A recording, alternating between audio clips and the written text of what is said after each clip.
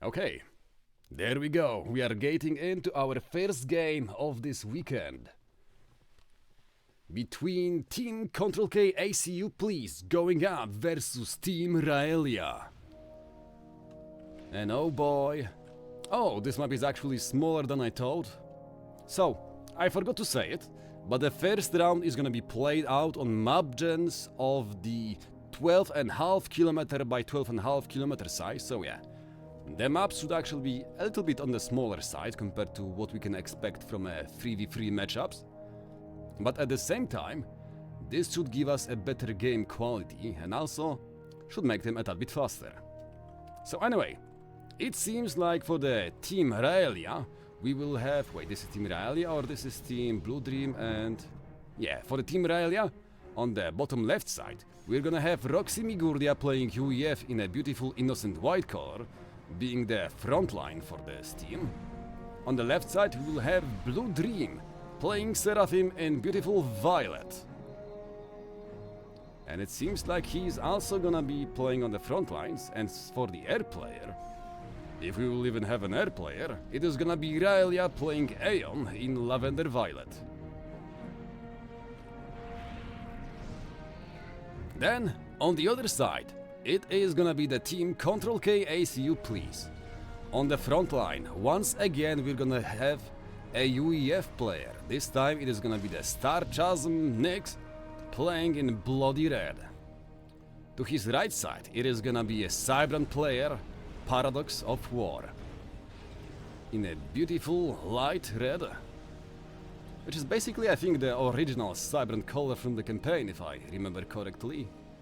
But anyway, it seems like Skill Issue is gonna be the last player for this team, and he is gonna be playing Aeon again. Who would have thought? Air players picking Aeon.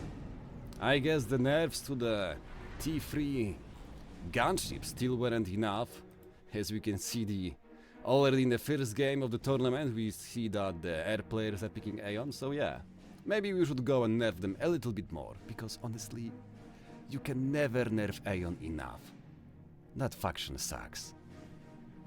But yeah, for now it seems like we have people exploring the map, especially the top side team, where we can see that 2 labs already being built, the Mech Marines, being actually aided by a bunch of snoops, meaning that they're looking for engineers to go and kill, which is very important because if you can actually kill the expanding engineers, like here, or maybe somewhere around this position here, then this would actually be very amazing thing to do, because you're gonna deny all of these expansions and make sure that your opponent actually cannot keep on going to the other expansions to the side. Like when we look at this corner, not only we have available some of the civilian structures here, but we also have a bunch of mexes, like 3 here, another 3 here, that is already 6, 7, 8 mexes in this corner, together with this here, like the civilian buildings. Yeah, that is a lot of mass available, and the same is actually gonna be going for the corner on the other side, so yeah. I do expect to see a fight breakout for these positions.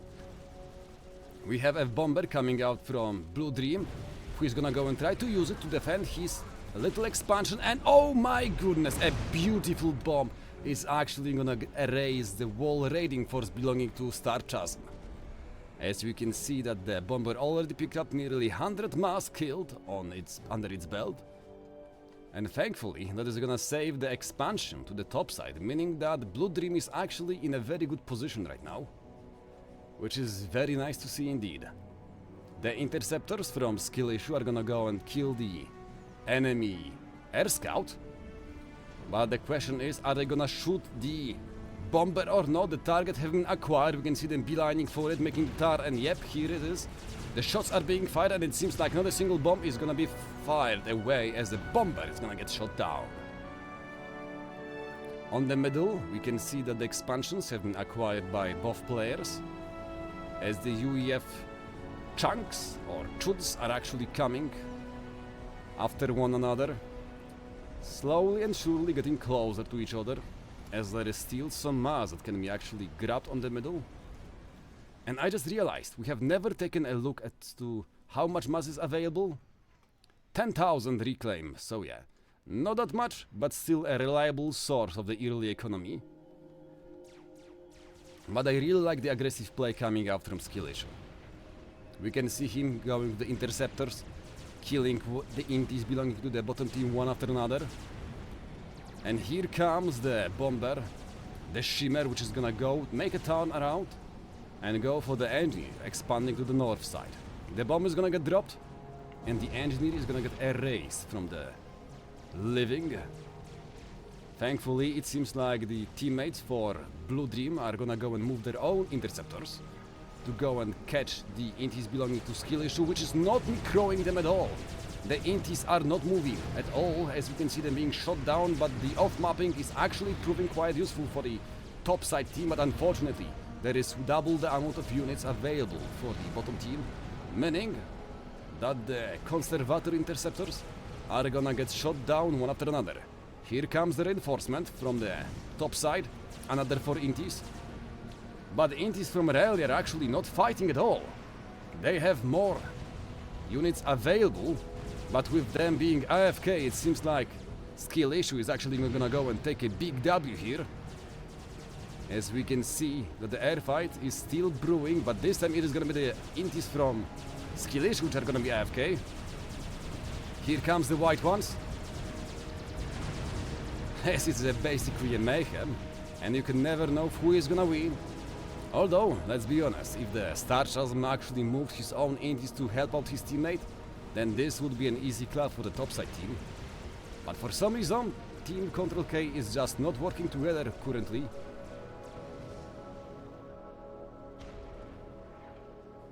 Damage, the gun upgrade have been finished on Roxy Migurdia ACU and now going for the T2 upgrade, which is very nice indeed, as you can use the gun to gain some advantage here, like gain some map control, and then you can basically go in here, plop down a T2 PD, and everything up to this point is basically gonna be impossible for the top team. Starchasm also going for the gun upgrade. We will see if he will go for the T2 or not. But for now, the middle is kind of well. Yes, I am using the batch reclaim. I'm sorry for that, but I have no clue what my settings currently are, but yeah. Starchasm not opting to go for the T2 upgrade, meaning that he's actually gonna be slightly behind when it comes to the ACU game, as not only he will have not the build power available that his opponent will have, but he will also have less HP and less regen. Like we can see, 10 HP per second regen, 20 HP per second regen, and 2k more HP on the ACU belonging to Roxy. He will go and build a triad, but oh my goodness, it seems like the ACU belonging to Mr. Paradox of War is actually pretending to be an oblivious British tourist. Like, look at this. The man just wandered God knows where, and he might get cut off by the forces belonging to Raelia, as his ACU together with the Aurora tanks are coming for his booty. And when you actually consider the fact that he also have a considerable amount of interceptors available, it seems like the man might actually be dead. As the single lonesome ACU is actually gonna be forced to run away to the water. Yep, the man is gonna turn his back and run away, as the Auroras together with the ACU belonging to Raelia are gonna go and kill this forward expansion belonging to his opponent. Okay, never mind, it seems like there's gonna be a very good airfight happening, as the team Ctrl-K is gonna get a beautiful first start, as all the interceptors belonging to Raelia are gonna get basically eradicated one after another. As, yeah, they basically got caught off guard, and with a single swift response from the topside team, it seems like the air game is actually back again in their hands. All the T1 units are being pushed into the shift JIT into the enemy ACU. As we can see that Raelia basically wants to go and say, go away, your ACU is not welcome here. But at the same time, we can see that there's a big fight happening to the middle, as the strikers are fighting one after another versus the mantises, and it seems like it's actually gonna be a draw here, as the ACU belonging to Raelia is gonna go a little bit forward to make sure that the T1 units are gonna be scared to engage in a longer fight. Another airfight is gonna go and happen, and yeah, it seems like the bottom team have been yet again routed. There is also a T1 transport coming in with the engineers to go and secure the reclaim and other stuff on the right side, but it seems like the gunships from the skill issue are here to go and deliver the pain to Team Aurelia. As the Spectres are shooting one shot after another, making sure that the HP belonging to ACU of Aurelia is gonna keep on dropping lower and lower. The Blazes are here to support him, but what he needs is actually the T2 flag, as otherwise his ACU is gonna go and die. A few more interceptors trying to go and scramble, but unfortunately the amount of units belonging to the topside team is gonna be way too much, even more so as we can see that there is Swiftwings available in the nasty pack of the Intis belonging to top team Aurelia, dropping out to 3000 HP as his ACU have nowhere to run away. And oh man, you wanna go and run away from your own army because the explosion is gonna unfortunately go and eradicate your whole T2 and T1 army, so man, you are so dead. One more shot and goodbye GG. The first ACU have been actually killed in action. It was looking pretty good for them. But unfortunately, a swift response from the topside team, which opted to go for the air snipe, have really paid off. And right now we can see that Roxy Migurdia is gonna be the player who will be forced to go and start wondering what to do with the other army. As we can see that the situation is looking a little bit grim for the bottom side team, as they have basically no units available at all. Let's go and take a look at the air units. 66 air units available to the bottom team, and 73 to the top side team, so actually the difference is not that big, but the difference is gonna be that the Swiftwings and gunships are actually available to the top side team, so yeah. It seems like the next target has been found, as the Spectre gunships are actually going in versus another ACU, this time the one belonging to Blue Dream. As the ACU is gonna go and drop 6000 HP, we have interceptors coming in to go and shut down the gunships, and yeah, they are gonna eradicate them, but the question is, at what cost? As you can see, the Swiftwings actually falling one after another, as the bottom team is losing their air control once again. Some reinforcements are coming in from the Paradox of War, or should I say Sarcasm, to go and help out, but there is a big miscommunication happening, as the units belonging to Skill Issue are actually gonna go and fall back, while the Sarcasm is actually gonna engage, meaning that this is gonna be a big loss, because all of the red interceptors are gonna die one after another. Now, on the bottom part of the map, we can see that the T2 army, which have been left by Reyra, is being put to a very good use by Mr. Roxy, or should I say Miss Roxy, because that's a female name from a hot-selling, I guess, anime or manga, Mushoku Tensei, so yeah. Although I think the player was actually male, so yeah.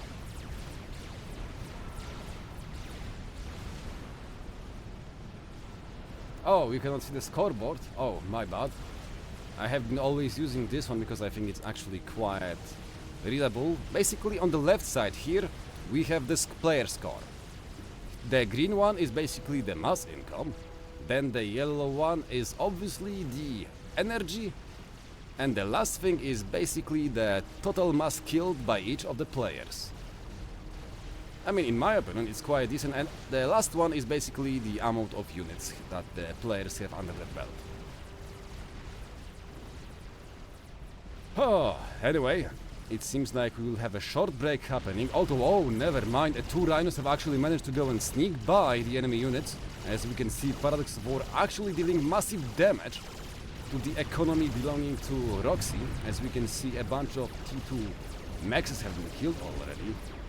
Like 1000 mass killed and 1100 mass killed on the other one. That's really nice, to be honest. Also guys, if you cannot actually go and see the scoreboard because it is too small, I can actually make it slightly bigger for you if you want. Just write it down in chat and it should be fine. because I can still make it quite a bit bigger if you want so. But yeah, looking at the actual overall score, I'm actually surprised to see that the bottom team, even though they have lost the Raelia, they're actually in quite a good position. Okay, so if you want it bigger, I can make it bigger for you guys. Not this one, it's gonna be here, under UI mods, scoreboard, and let's make it 130. And that should be slightly more readable for you, from what I can say. And if it's still too small, just say it. Oh my goodness, this Rhino managed to go and kill another T2 mechs. So what was it? 1, 2, 3 T1 mexes and 4 T2 mexes have been eradicated by 2 Rhinos. Oh my boy. That was actually a very good raid by Paradox of War. But yeah, coming by to my previous thought. It seems like the bottom team, even though they have suffered quite a few losses here and there, are in a very good position. We can see them fielding T3 units, the Percival being fielded by Roxy.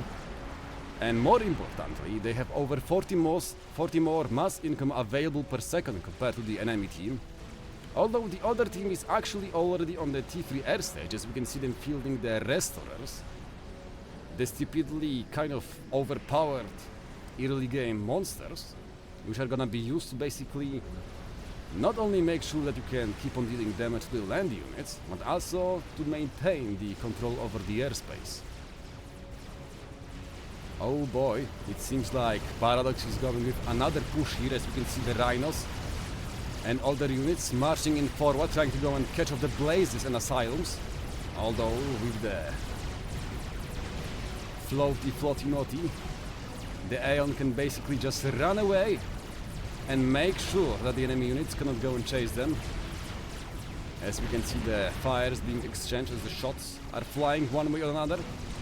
But thankfully for the Paradox, it seems like he also switched to the T3 land units, as we have the Loyalist finally joining the fray. There are gonna be a very good response to the T2 spam coming from Roxy on the bottom part of the map.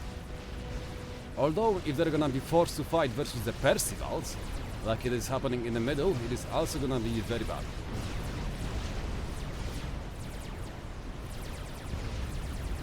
Yes, yeah, it seems like there is not much to go and stop this push coming from Roxy. An overcharge from not from Roxy, but from Starchasm is gonna go and kill a few of the Blazes. But the big problem here is that these Percivals can actually go and erase the enemy ACU in no time at all. Oh my goodness, that was a horrible shot. A single Titan being overkilled by 5 Percies, that's not what we wanna go and see. But yeah, it seems like the Percies have been mismanaged, as they're basically gonna go way too deep into the enemy forces. And it will be very good to kill the HQ, but unfortunately, the player have realized too late what he can actually do. And Alpha is breaking down, and we can see that for some reason, it seems like the bottom team is actually gonna go and win out on this. Or no, it was just looking like they might go and win this, because they had, well, less units, but the Swift Winds are proving to be just way more capable than Interceptors in the same numbers. And while I was yapping about the bottom and middle, it seems like the lowest rated player is actually making the biggest difference for the bottom team, as Bloom Dream is actually raging on, as there is nothing to stop him here at all. We can see that the base belonging to Starshot is actually being eradicated one after another. The flag are proving to be way too much for the T3 guns. It's true, as we can see them as the Restorers are falling one after another. Oh my goodness, how can they actually go and stop it?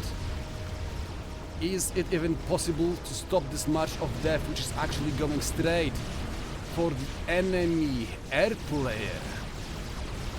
And if they can actually go and get to the P-Gens, to the power net, to the T3 HQ, this might actually mean GG.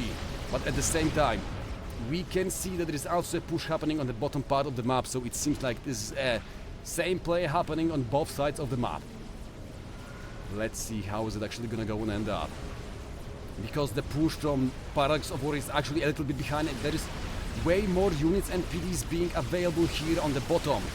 as the Percivals and the Loyalists are gonna go and fall down, but thankfully it seems like Skill Issue actually managed to go and build up a healthy amount of Oblivion turrets to go and shut down the incoming onslaught of the chickens, the Ilshavok from Mr. Blue Dream, making it that it was nothing more but a malformation to the air player.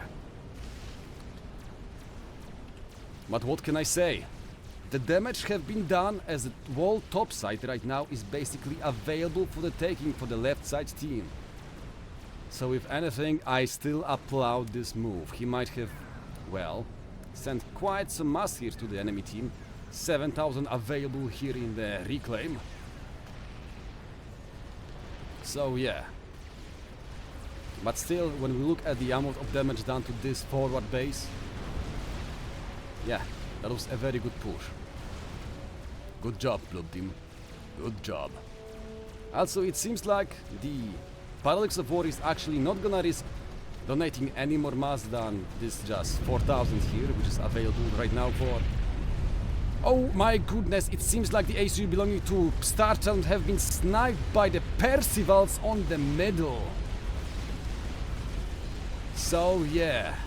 And also guys, I'm gonna fix the colors in a second, okay? But yeah, it seems like it's right now, the game is becoming more and more rounded as we have a 2v2 happening at this very moment.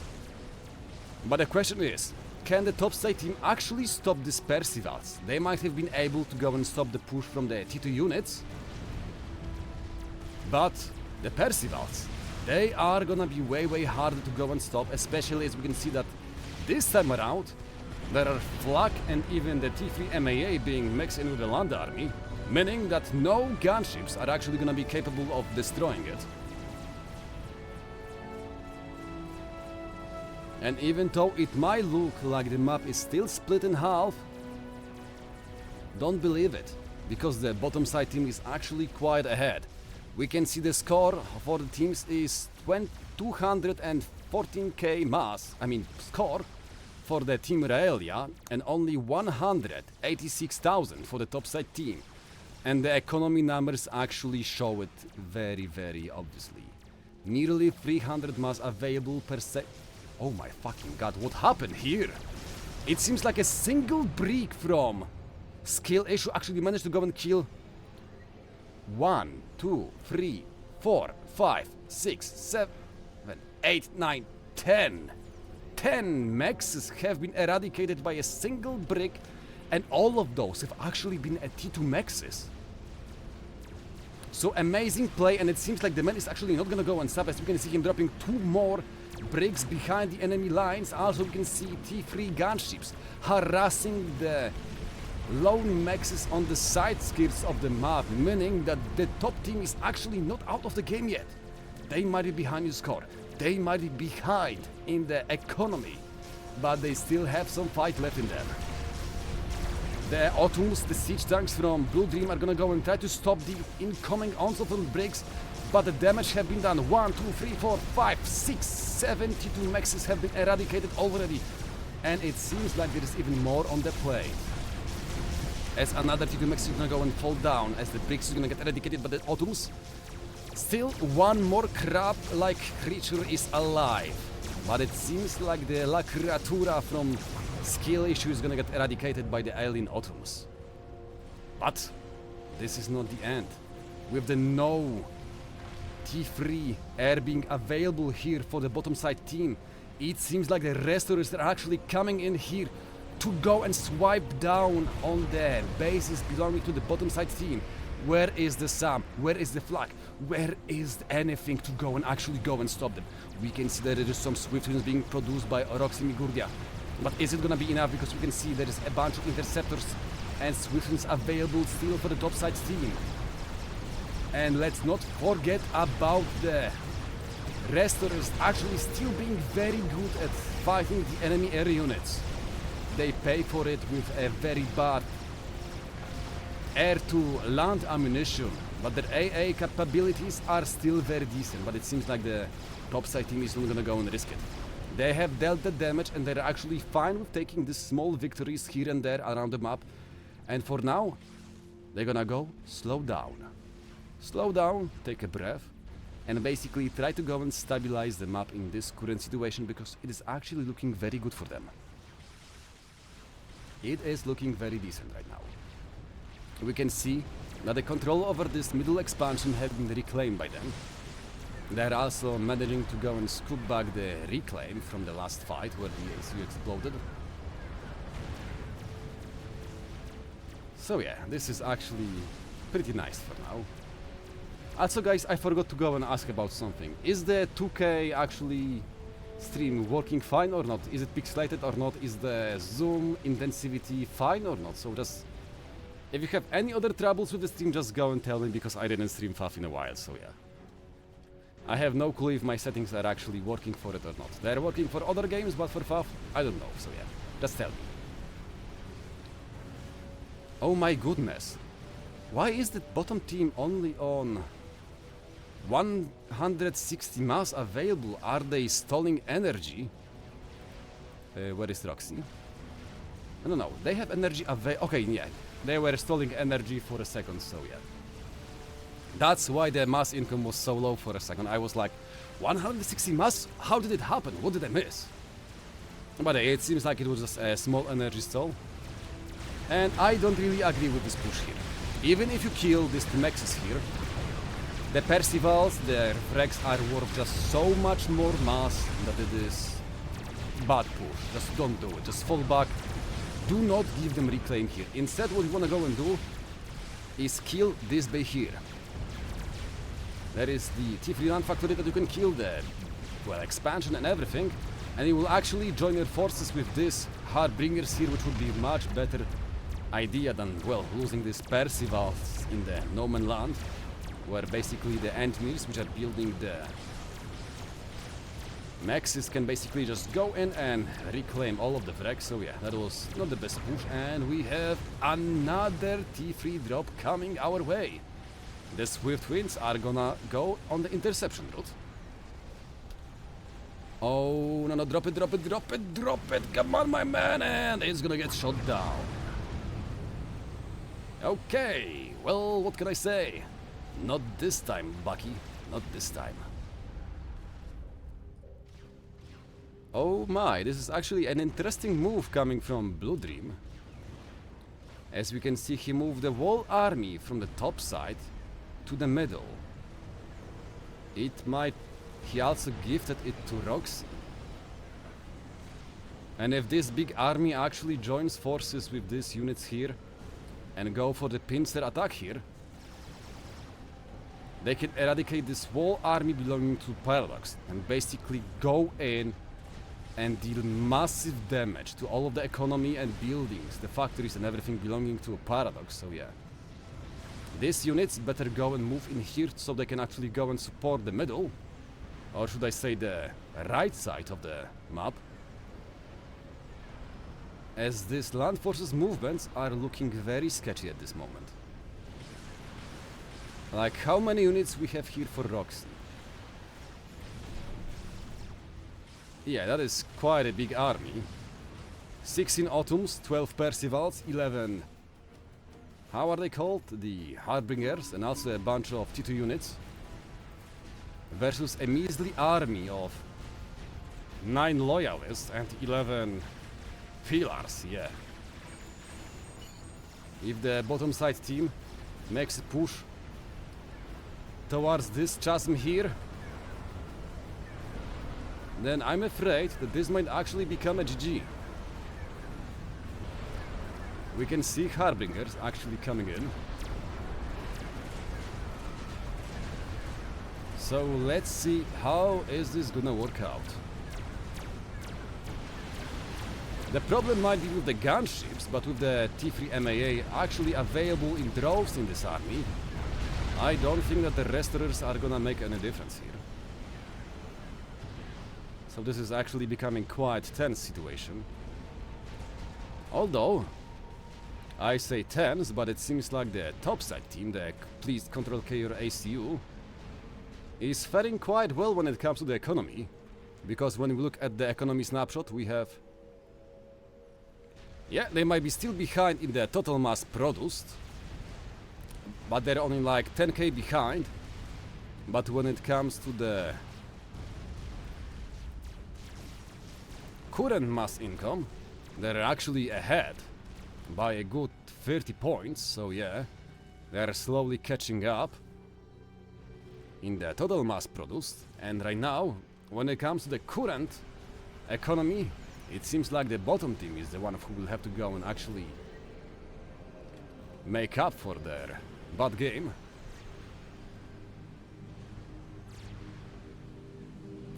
Let's see how big are the air grids. 1, 2, 3, 4, 5, 6, 7. No, 6. 6 air factories for the skill issue. Meanwhile, Roxy... Oh no, never mind, it seems like it is gonna be Paradox of War who is gonna go and make the play here on the bottom side of the map, as he is pushing with the bricks against the Harbinger and the Percival army belonging to Roxy. But Roxy is actually gonna go and make the repush and basically go and cut off the escape route for this big army belonging to Paradox of War, and it seems like we are entering the final stages of the game, as this single fight is most likely the thing which will decide the fate of this game. Not only because of how much units are gonna be left, but rather to go and see who will have control over the reclaimed field after everything here dies out. Right now, Paradox is making a very good use of the range advantage on the bricks, as we can see the Autons being unable to fire back at enemy units. Restorers coming in to join the fray. They're gonna be met with the flak fire and the T3 lightning tank, meaning they're also gonna keep on taking some damage, as you can see them falling one after another. But the question is, why is this okay? That's why this army here from the bottom side is actually gonna go and eradicate this forward expansion belonging to Roxy. I mean to Paradox. So it is gonna be trades all around, but I don't think that killing this base here is worth losing this whole army here. This is just sad. If both armies actually join the forces, then I feel like this would have been a way better play instead of basically using all of these units just to go and win some map control in the bottom right corner.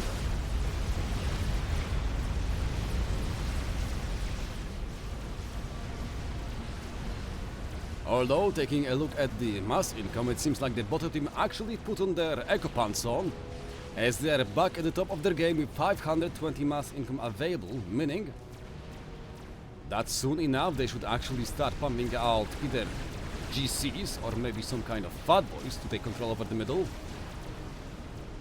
RAS upgrade being built by, and yep, here is the T4 unit that I was speaking about. Not GC, not a fat boy, but rather a Tota, but hey. It's an experimental unit, and with this kind of mass income you really wanna go into the experimental warfare. Okay, it seems like Mr. Blue Dream is gonna try to push in here with his own army to go and regain the control over the reclaim field left after the last kerfuffle, which have happened here on the middle. Because oh my goodness, there is 40,000 reclaim available here. And it seems like most of it is actually gonna be stolen by the engineers belonging to Paradox of War. Although thankfully it seems like the Harbinger army, after finishing the expansion to the right side, is gonna go and prevent the enemy engineers from actually scooping all of the mass available.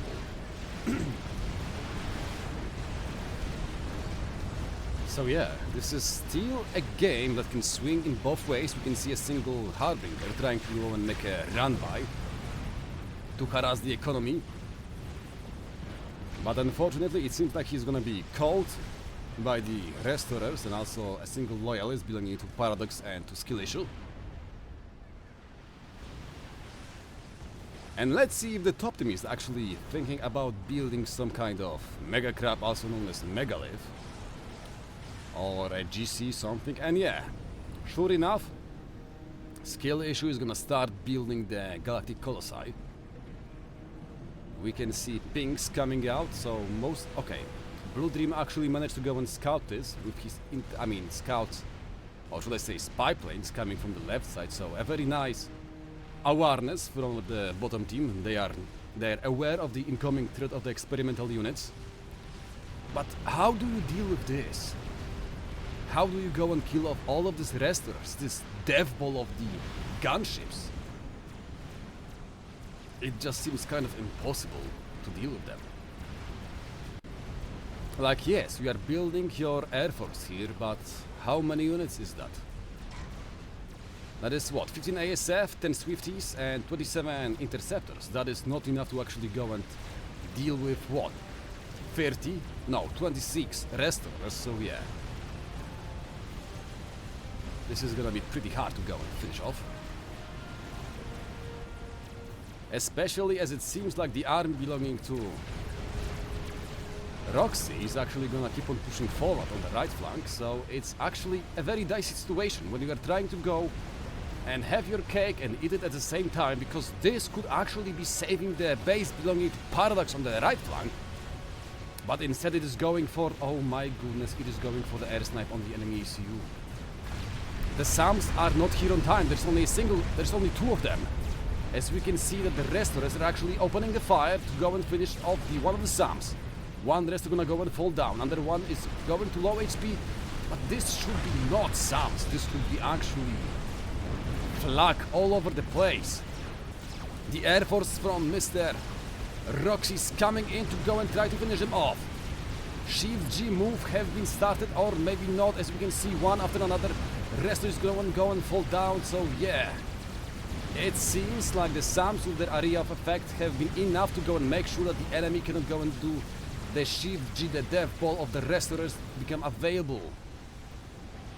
And with this air win, I have to say, things are looking very, very nice for the bottom side team, as the Team Raelia is not only regaining the air control, but right now they're also laying waste to the base, to the main base belonging to Paradox of War. We can see just how vulnerable the T3 HQ, the T2 power generators and everything else is. As what can I say, the Percivals and the Harbingers are just dealing enormous damage here.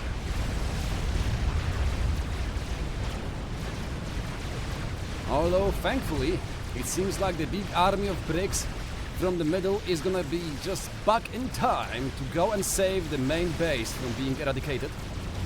A few T2 pigeons and a few T3 mexes still have fallen. But the most important thing is that the main buildings of the base are still alive. The T3 HQ is running full tilt, trying to build up as big army as possible.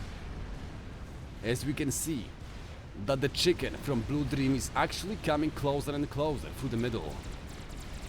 As there is gonna be no response available for the top side team, as the big army of the bricks is actually on the other side.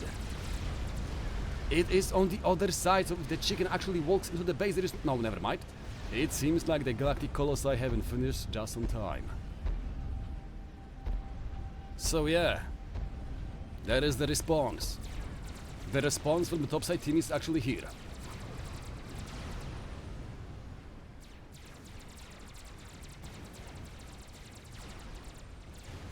And when we look at the economy snapshot, oh my goodness, this is looking horrible.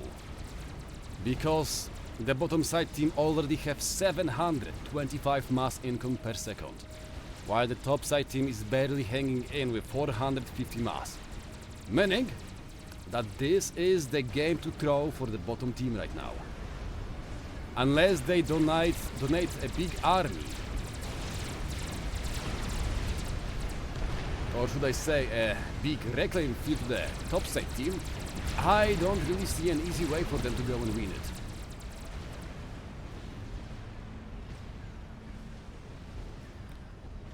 Oh, wait, I was saying that you can actually just go through the middle, but no, you cannot. We can see the last line of defense of the UEF players actually still standing.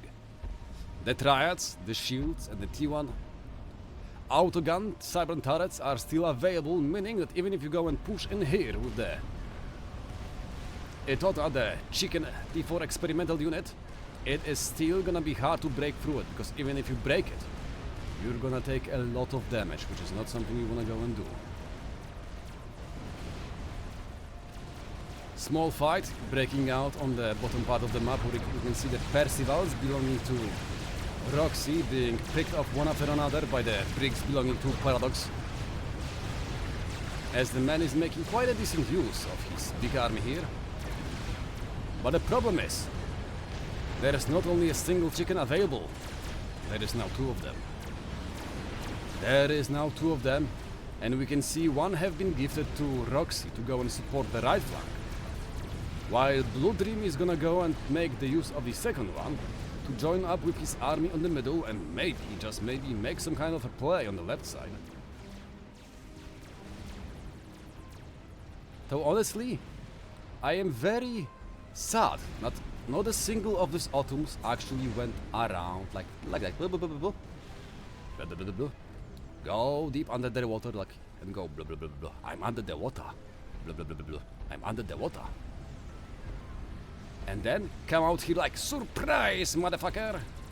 And then just go in and erase this wall air grid belonging to the topside team, because I mean you can do it. Just move this army to the top side, go through the water, and make a surprise attack here. Like, come on, this would be such an amazing play, but it seems like they're playing it safe.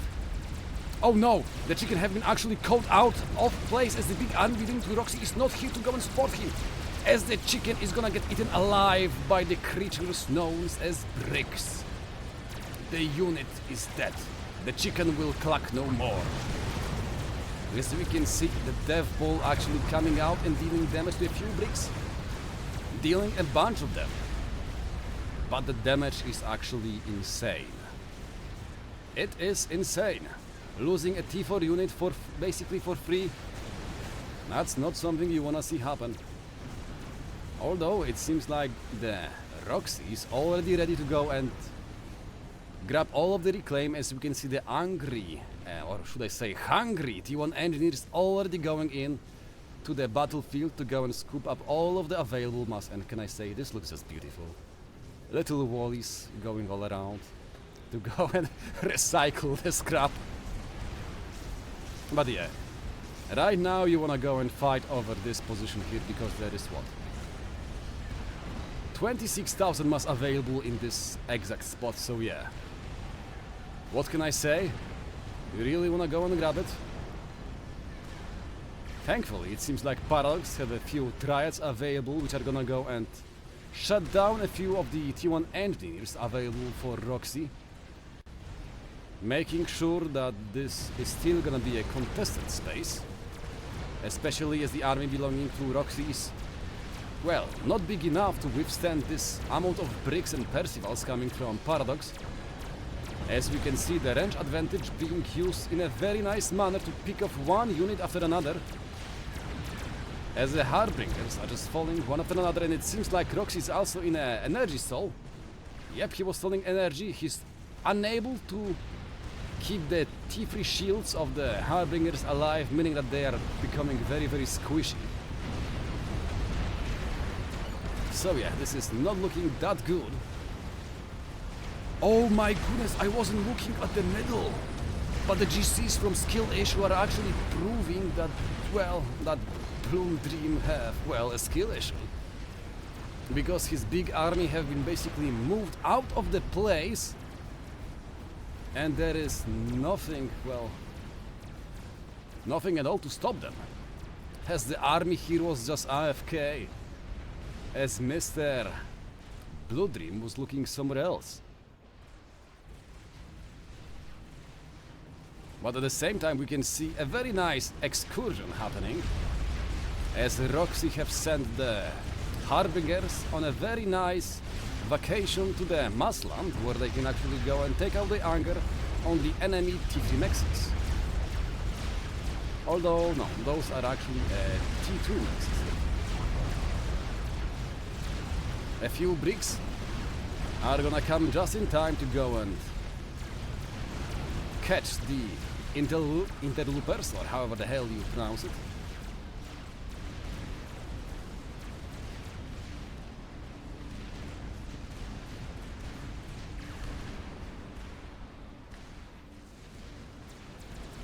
And well, how do you stop two big GCs right now on the bottom part? Like, there is a small army here available, a few Oblivion turrets. But this is nowhere enough to go and stop this GCs and the other units. Like, sure enough, there is a big army coming from behind, but you still have to go and catch up to them. Oh yes, actually, gunships. Gunships are a very good idea to go and stop them. Because the topside team have no air control available, so the broadswords are gonna be a very good counter to the GCs. And yeah, it is actually gonna be a mass donation. One that will go and eradicate this base belonging to Roxy, but at the cost of delivering a massive amount of reclaim to the bottom team. And it seems like Roxy and Blue Dream are actually gonna go and take this chance to move up this whole big army towards the right flank, where they can actually deal damage in response to the expansions belonging to Paradox of War, who have basically nothing to go and stop this army.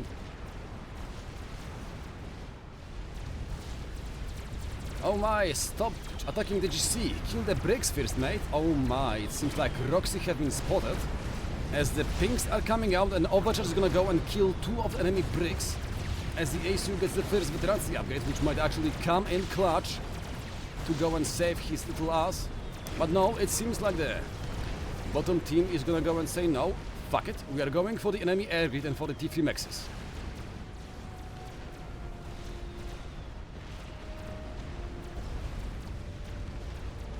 Oh wait, there are Zoes. I found Zoes. They're going to kill the T3 pigeons. This is nearly dead. Shh. Let's be silent. Oh no, never mind, there are Oblivion turrets available. Oh well, it was worth a try. But yeah, it seems like the economy damage is actually very massive. Like, all of these T3 Mexes have died off, the GC is also gonna die. It's actually going to go for the enemy ACU, Roxy with a double shield upgrade available, as the GC is burning in the napalm. Only 15,000 HP left. HP of the ACU dropping down to 7,000 HP, and it is gonna be very close. 9,000 HP, and Overcharge is gonna go and finish him off. It was, oh man, that was a very close call. And now we're gonna go and have to go and finish off the enemy bricks, which is gonna be done by the gunships and the chicken. So let's go back and see how is the push on the right flank actually happening. As we can see, the bricks are actually gonna go and fall back, as they're gonna run away from the incoming onslaught of the enemy forces. The GC and Megalith are actually gonna be built by the Paradox and by skill issue, meaning that unless this army watches their step, this might be actually another mass nation. It seems like both teams are just swinging widely. They don't care about how it's gonna end up, they just go after each other's throat. One punch after another, not a single moment wasted. As the middle is actually being pulled down by 2 chickens, but watch out, there is actually a big army of spearheads and the GC to go and stop them. And you might not think that spearheads have damage, but if your units are not moving at all, they're gonna get eradicated in no time at all. Because these bad boys have a really big DPS, so please move your chicken, move him away. Oh no, he is gonna go and fall down. And another salvo gonna go and come out, and the other chicken is also gonna get eradicated in no time. The GC gonna go and fall down, as the Edoda is gonna go and get the first veterancy upgrade to go and buy him some time. But the other chicken on the right flank have actually been eradicated, as the Megalith and the GC have basically killed him in no time. And right now we can see that the units belonging to Mr. Blue Dream actually have been rooted out, as the Autumns have been forced to run back, as they have not enough units to go and kill off the T4 experimental army belonging to the topside team. As it seems like once again the game is swinging. Like, what is this? What is this madness? The teams are just throwing their lead one after another. It's like, okay guys, I'm winning the game.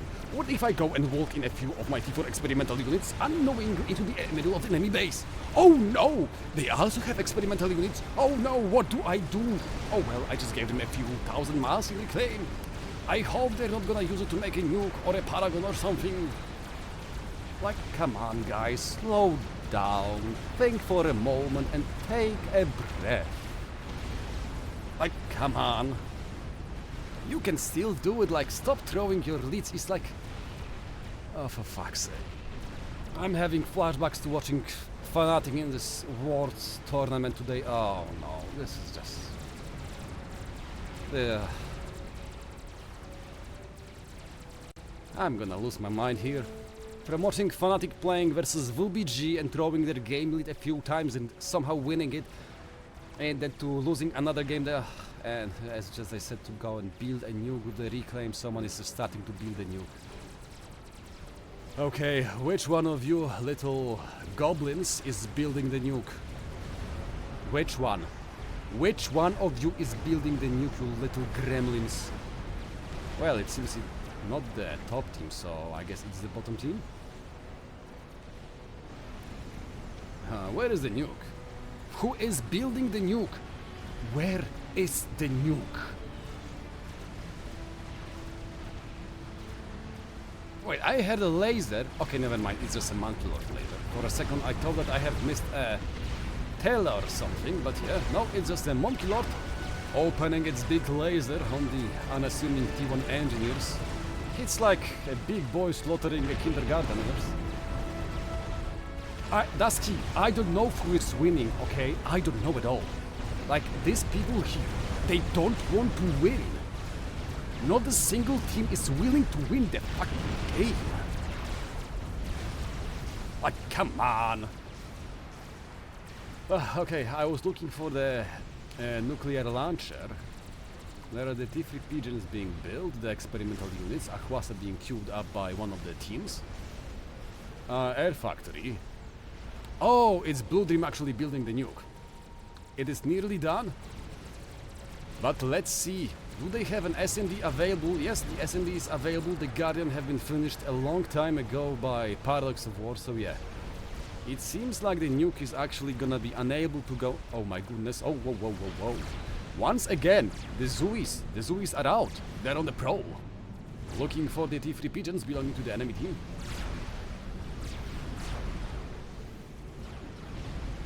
And yeah, are they? Yep, they're gonna pick up another kill, but unfortunately this T3 pigeon is still gonna go and stay alive, meaning that the air grid is gonna, well, remain mostly intact.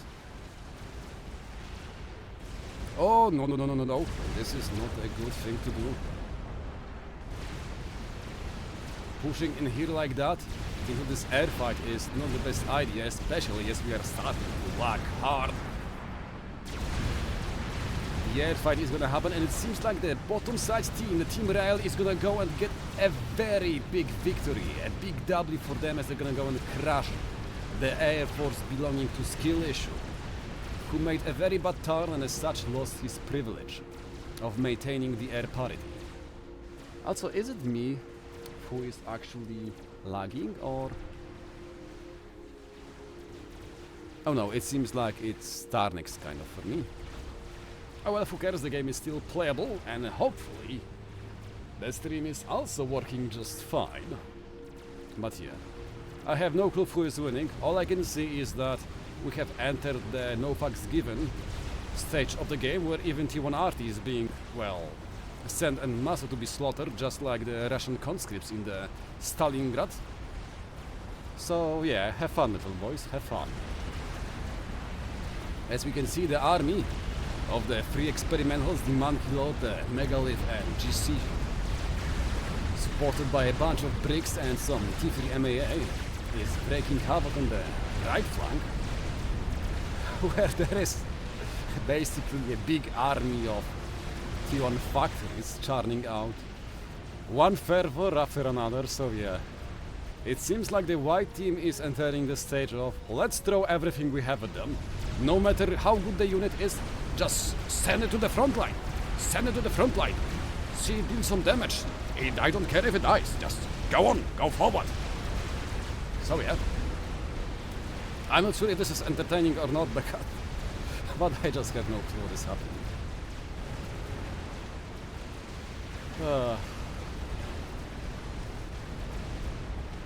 I have no clue what is even happening. Like, for some reason, from winning the game for the bottom team, we are now at a parity when it comes to the score and everything.